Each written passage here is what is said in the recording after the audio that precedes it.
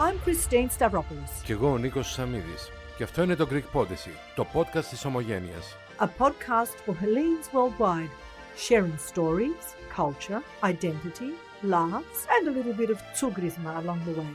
Γιατί μπορεί να φύγαμε από την Ελλάδα, αλλά η Ελλάδα δεν έφυγε ποτέ από μας. This podcast brought to you by Roasting Warehouse. From Melbourne to Brisbane, and now in Athens. Roasting Warehouse, shaping the global coffee culture. Dream big. And life is better with great coffee. Roasting Warehouse.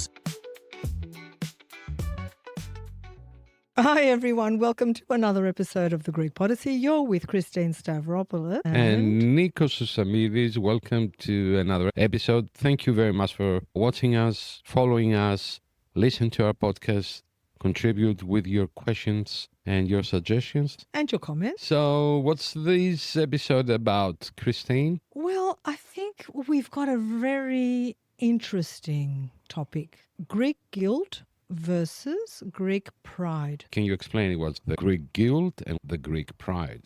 Greek guilt is trying to, growing up, please your parents, meet their expectations, worrying about what people say, doing well at school, and if you don't, you feel you've let your parents down, knowing and speaking your language, marrying someone that your parents would approve of. I don't know if that's as relevant to this generation as it was in mine. You were indoctrinated growing up. Most decisions, and I can only speak on my behalf, most decisions made, and there was this little voice in the back of my head thinking, is my dad going to approve of this? Am I doing the right thing? I think all those things encapsulate Greek guilt. Mm-hmm. Then we cross and go to Greek pride. Let me talk about the Greek guilt. So to summarize this, Greek guilt has to do with the guilt that you feel from the stereotypes that your family have passed on you, the right Greek way to do things. And these stereotypes are not only in Greek values, are also in other countries and nations that they have very strong bonds with culture, family, traditions and all that. So we as Greeks, we have very strong connection with all that. And if you, by accident, step away or fell off the track, then that creates the guilt. Is that correct? Yes. Okay. There's also the element, and I think we've all experienced this, I've sacrificed everything for you. I worked hard. I came to this country with one suitcase, and all I did was work and work, and you owe me. Not so much you owe me, but, this thing of, look what I gave you, and now you're disappointing me because... You're not Greek enough. Well, you're not Greek enough. You want to go out? Like going out for me was a major battle as a young teenage girl with a strict Greek dad. I didn't have an older brother. I didn't have any cousins. So I pretty much broke the mold and paved the way for my two sisters. The burden of generational Greek guilt was on my shoulders. It was a battle. I was always made to feel guilty if I wanted to do something my parents didn't want me to do. But that's a guilt trip. It's not a Greek guilt. Yeah, it was Greek guilt trip. The Greeks put you on a Greek. The Greeks put you on a guilt. They put me on that guilt trip. And they were good at it because it worked. Because then I found myself doing the same to my sisters. I remember my younger sister, because there's a bit of a age difference between us. And when she was younger, she saw me as her older, sterner sister and made sure I never found out about it. I was like the mother and I passed on that guilt to her. I was very conscious to make sure I didn't do that with my own kids. But I've slipped up a few times. I think it's generational. It becomes part of your DNA. Everyone has a bit of that inside him. When you growing up with a family that passed that on to you, it's almost impossible not to apply it in others. Sometimes even that much, like just a bit, I'm sure everyone has done it. Yeah, I think even my mum was, I had you like princesses when you were growing up. I used to sew your dresses. I used to cook different meals all day. You had beautiful, tidy bedrooms. And that was the focus and the guilt about, look what I've done for you. But that's not what I wanted as a young child. Our parents do what they think is best. Let's put that on the table now. They've come out of a different world. They've come out of a war where they experienced hardship, death, famine. So moving into the next generation, and they've migrated to Australia, their priority was to have a nice house, have food on the table, educate your children. And that was the objective. Emotional issues were just not on. You never spoke about how you felt because it's like, oh, you're being Yeah. silly, get over it. Come on, that's nothing. It's nothing. Oh, I lived through a war. I do, you've got nothing to feel bad about. So diminishing our emotions through their experiences where they considered them frivolous, I found that I needed more growing up. You want to know who my role model was when I was growing up? You're going to laugh. I used to watch the Brady Bunch. What? The Brady Bunch. I don't know if you saw it in Greece. No. It's an iconic show where there's a mother and a father. She had 3 daughters. He had 3 sons. They married. The kids became the bunch. Carol Brady was the epitome of the mother that listened to her daughters, spoke to them and helped them through their emotional growing up, turbulent adolescent years. We didn't have that. It was like, work it out yourself. Yeah, Work yeah. it out yourself. Do you think the newest generations after yours or mine are experiencing the Greek guilt? I don't think so. To It's the something that has faded out. Look, I think we relate more to our kids on an emotional level. So if they, for example, didn't make their bed in the morning, I'll use that as an example because that had to be a done thing in the morning. You haven't made your bed, That takes a back seat to how are you feeling? I'm seeing that you're a little bit down today or a little bit anxious, and trying to delve into how my kids were feeling emotionally. I don't think I had those traits that I grew up with because they were lacking with me growing up. Again, because of circumstances with how our parents grew up, I didn't want to be that mum to my kids. I don't think that emotional evaluation was a thing back then. It wasn't a thing back then. No. There wasn't aware. The other things happen. There wasn't aware people of emotions and how they're affecting you. And that of course, and I was saying you the story, like when I had a chat with my mom last year, expressed some of my childhood traumas to her. She said, Nick, that's what we learned from our family. So that's how we learn to copy with all the struggle that we lived. And that's how we managed to escape from these issues, because we couldn't face straight forward the issues because we couldn't identify them. But now, these days, the young generation and science has proved a lot on that, more able to identify and to heal. But back then, that wasn't a thing. Mental health now is very paramount. It's openly discussed, as it should be. In our parents' years, there were no resources for mental health. Everything was bottled inside. And I'm just thinking, because we've touched on this in a previous podcast, how someone would feel leaving their family, their familiarity, their loved ones, their job, social circle, with essentially a few changes of clothing, getting on a boat full of strangers and heading to God knows where. The depression, the isolation, the anxiety. Where was that person going to express those feelings and help resolve them? What resources were available? None. None. So the way that you dealt with it, you just worked, you bottled it all up inside. Unfortunately, sometimes those emotions got the better of people. It turned to violence, it turned to alcoholism, and the people around them, family, that themselves didn't understand mental health, just suffered in silence. Yes, that's true.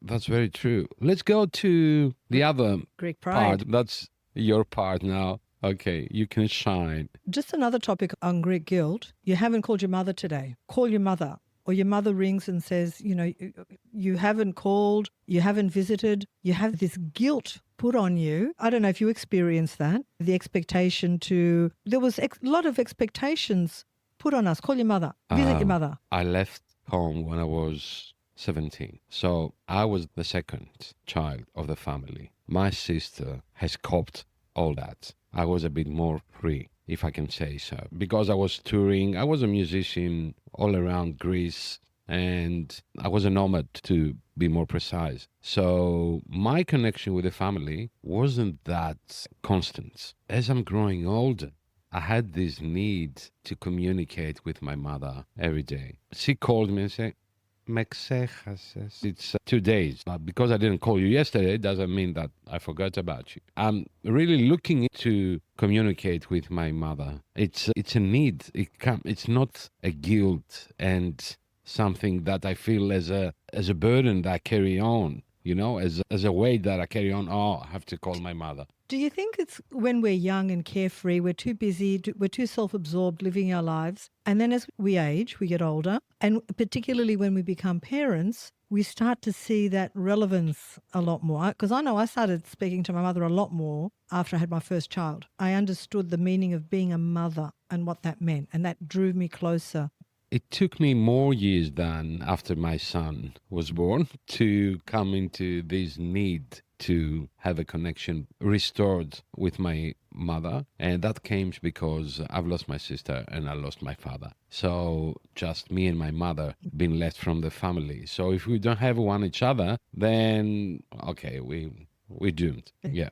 Coming up next, it's time for our legal segment with Natasha Karamijo, your trusted voice on Greek legal matters for the diaspora and beyond. Before we begin, please note, the following segment is for informational purposes only and does not constitute legal advice. Always consult a qualified legal professional for advice specific to your situation. The views expressed are those of the speaker and do not represent formal legal counsel. Good evening. I'm Natasha Karamijo, and as promised, in this podcast, we will dive into naturalization process and its requirements. The scope of Article 3210 of the 2020 law and its amendments includes Greeks who reside abroad and wish to acquire Greek nationality through naturalization. Consequently, the fundamental attribute of the naturalization process is their indisputable national origin as a formal condition, together with the establishment of their national consciousness as an essential condition, attributes which are simultaneously verified by the competent consular authorities during two separate stages. The application for naturalization of Greeks living abroad is submitted to the Greek consul of their place of residence, who forwards it to the Ministry of Interior with a report, which necessarily includes information documenting the applicant's status. The competent department, after examining all information included in the applicant's file, suggests to the Minister of the Interior whether or not to accept the request for naturalization. What are the prerequisites for the naturalization process? The applicant must be an adult.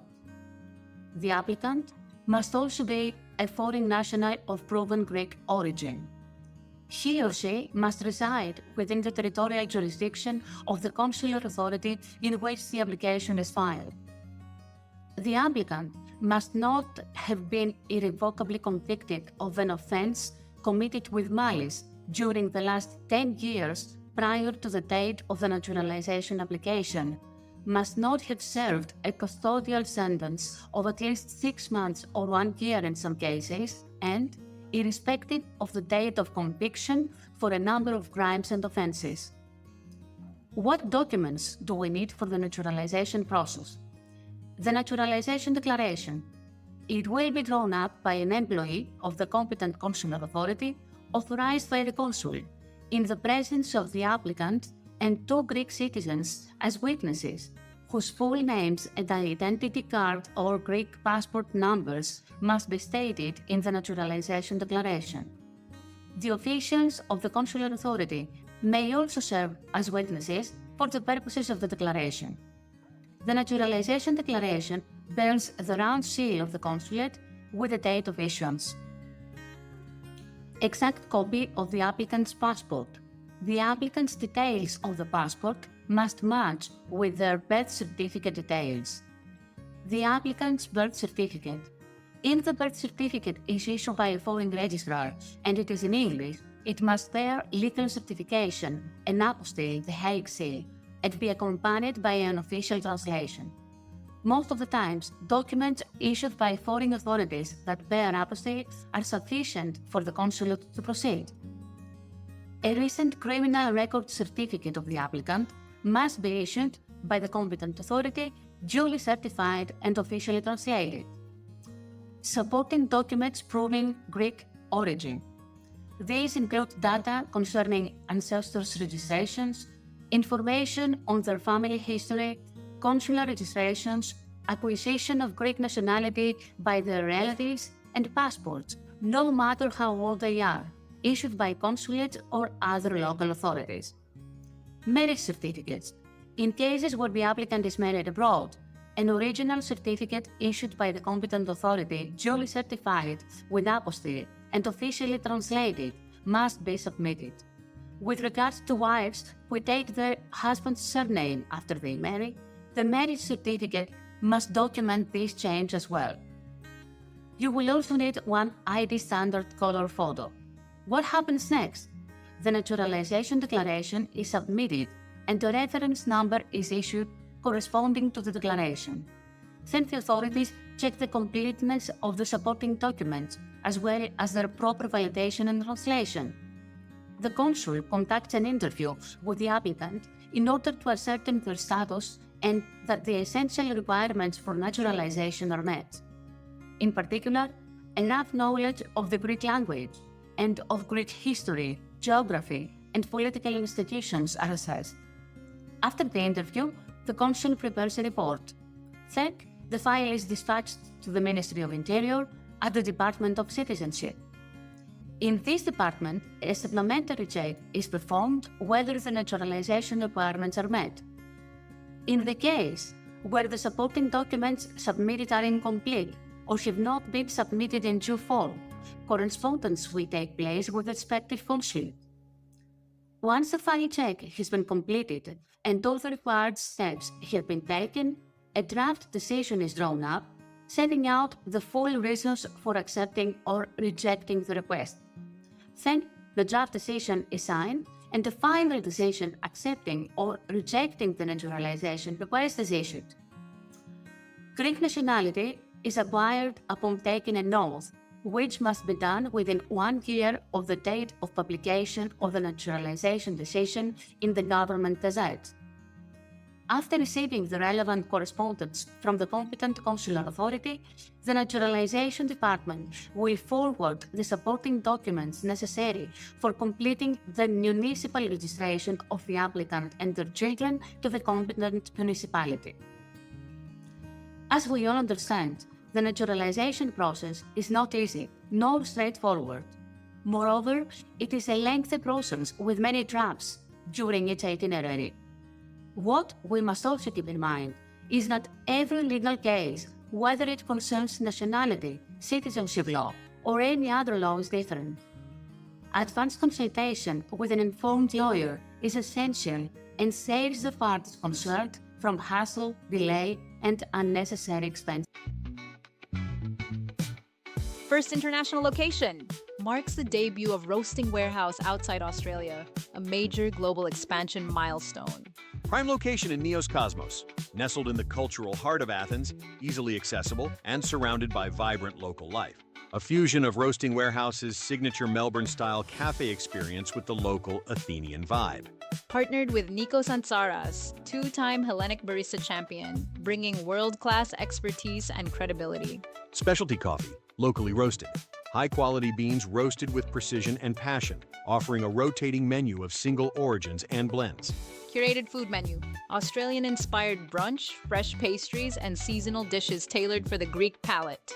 Designed for experience. A stylish, modern cafe space built for connection, creativity, and quality coffee moments. Hosting events, barista trainings, and tastings to engage local coffee lovers and professionals. Dream big, and life is better with great coffee. Greek pride. Greek pride. What's the difference between Greek guilt and Greek pride? Okay, Greek pride. Do we need a definition about that? I'll give a few examples. Okay. When I hear of innovation, scientific breakthroughs that have come from Greek academics, there are hundreds, if not thousands, I feel pride. When I hear the national anthem, and this goes for both anthems, because remember, I'm born in Australia, so I've got a lot of pride for the country I was born in. When I travel and I see the Australian flag, I feel a lot of pride. Similarly, around the world, if I see the Greek flag and I hear the Greek national anthem, I literally And I'll say it again, I have goosebumps. Look, My tagline is I've got goosebumps. I do get a lot of goosebumps. I'm a very emotional person. I feel things and emotion wells up in me and I get the goosebumps. you know, I'm crying when I see someone's taking the gold medal on a sport or we're having a first place in something. Yeah. I feel emotional, like really emotional. I'm crying. And also, I feel very, very proud when I see these sorts on Instagram or TikTok, Chinese, Japanese people speaking Greek. Oh my God. I love that. Do you know, I send all those to my kids. Yeah. I say, look at this. He's Chinese. He's African. He's speaking perfect Greek. What about you? And that's when I lay the Greek guilt on them. And you know what they're doing, Christine? They're studying classical history. They love ancient history. That's why they're coming from China, from Japan, from all over the place to study this subject. And that's important, Nico. We've touched on this before. That is how you maintain Hellenism. It doesn't necessarily mean being of Greek heritage and speaking Greek. When you have these other ethnicities that show an interest in the classics, in Greek architecture, language, history. Whenever we talk about Greek history, that's when we get slammed by everyone. Oh, you've got no history, you've got this. But we do. We've got Greek history and it is studied and it does exist. You mightn't like it, but it does exist. It's hard for people to connect Hellenism and Greek. Yes. Anyway, it's very important. And I feel pride when I see someone from another ethnicity that shows an interest in my culture, my language, my heritage, and they learn it better than a lot of the other Greeks. Saying that, Greece's history goes a long way back. So guys, if you want to challenge that, you better start reading, open a few books, and then you realize what it's about, the Greek history. We're connected with this part of the history because these guys over there, they were our ancestors. So how we cannot be connected with them? How we cannot be connected with their history? So don't get us wrong if we get a bit more pride by having this history behind us. There is a very good reason for that. And Nico, if there was no history, these people wouldn't be studying it. You know, when we just said Chinese, African, Americans, if we had no history, what is it that they're studying? So correct. That's my Greek pride. When we have our celebrations, when I have my family around me and I'm making my and it's celebrating a tradition that is very much connected to our Greek culture, I feel a lot of pride. And seeing my kids enjoy that and wanting to teach it to their kids, that's what inspires my Greek pride. Traditions. That's part of our culture, the traditions. It's very normal for you to feel. You know what like else that. gives me goosebumps? The opening of the Olympic Games when Greece is the first country to walk out with the flag. Tell me that you don't have a momentous moment of Greek pride when you see that at every Olympic Games. And for some people there, you know that Olympic Games first started in Greece. Ancient history. You know what I'm excited about, Nico? How slammed you're going to get when this episode. Really looking forward to that. Bring it on. We're up for it. Achievements of Greeks in so many fields, in medicine, in architecture, in philosophy, and it doesn't stop from ancient history. We've got Professor Yorgos Paxinos Here in Sydney. He is probably one of the most, he's got the most citations, one of the most around the world on the mapping of the brain. Every time a brain surgeon is operating, he will look at a citation from George Paxinos. You know what gives me a Greek pride to the max? What's that? Are people's resilience. Yeah. The Greeks are amazing race. They went through all these things from I don't know when, from ever. Yes. As far as I can remember the history, the Greeks went through tremendous adversity. And I'm very proud of our people because our people have been stand up in every occasion and have rise like a phoenix, and we're still there. And not we're only still there, but we have started the comeback, and that's a great thing.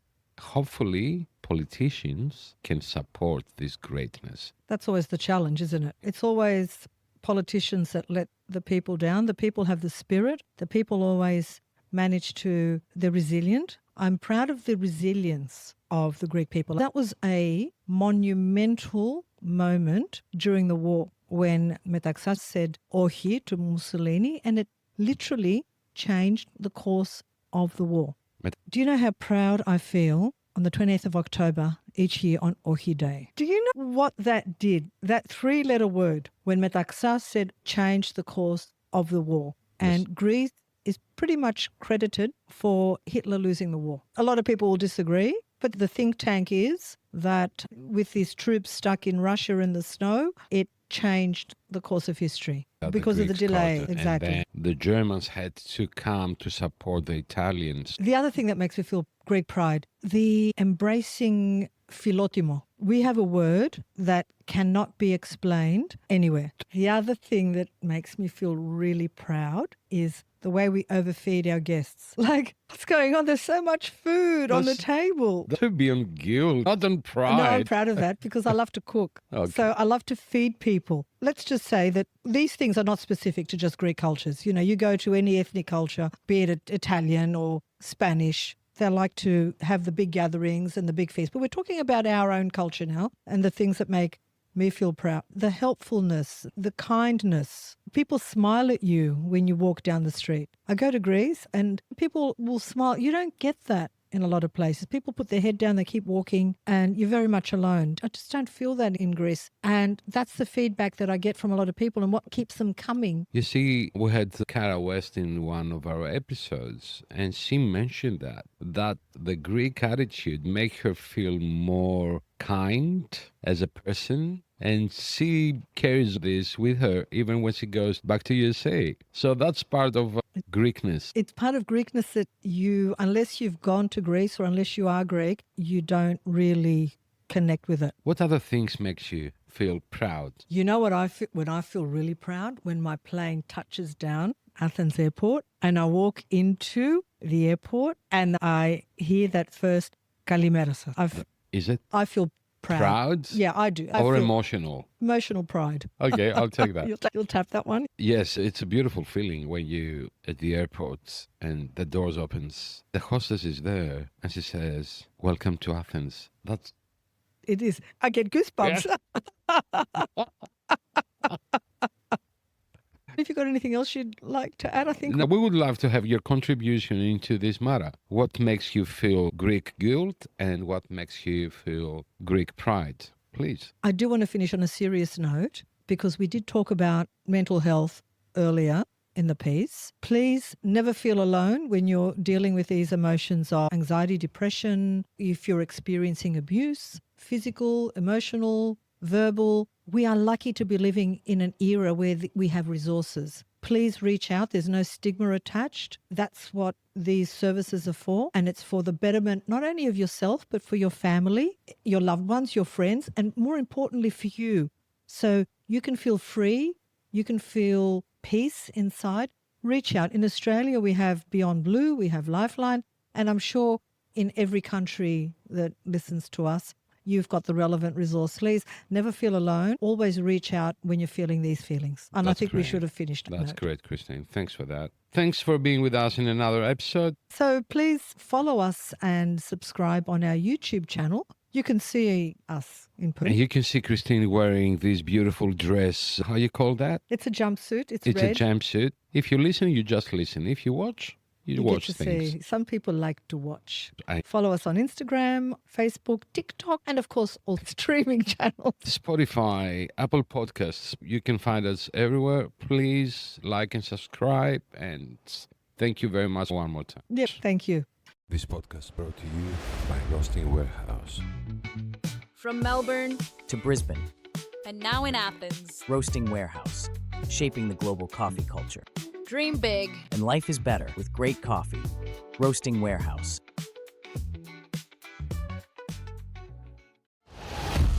I'm Christine Stavropoulos. Και εγώ ο Νίκος Σαμίδης. Και αυτό είναι το Greek Podyssey, το podcast της Ομογένειας. A podcast for Hellenes worldwide, sharing stories, culture, identity, laughs, and a little bit of tsugrisma along the way. Γιατί μπορεί να φύγαμε από την Ελλάδα, αλλά η Ελλάδα δεν έφυγε ποτέ από μας.